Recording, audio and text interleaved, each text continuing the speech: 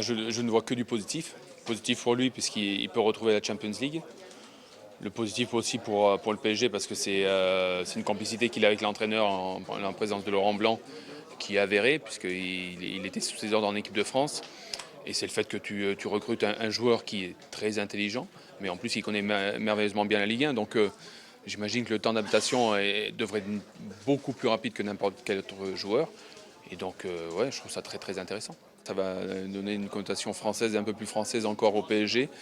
Je trouve que Cabaye, c'est aussi une très belle image du joueur en lui-même.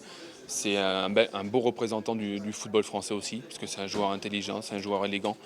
Et ouais, je trouve beaucoup de choses très positives à sa venue au Parc des Princes, j'allais dire, oui, au PSG.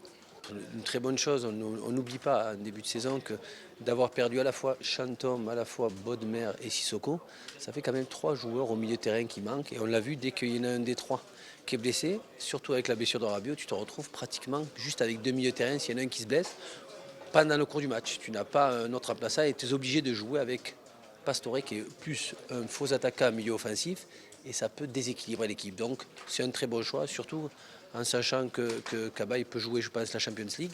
Et c'est peut-être pour ça qu'ils peuvent le recruter et connaît très très bien le championnat de France. Donc il n'aura pas besoin de temps d'adaptation. Comparé à un joueur comme Thiago Motta, Verratti et Matuidi, la différence c'est qu'il frappe très bien les coups francs.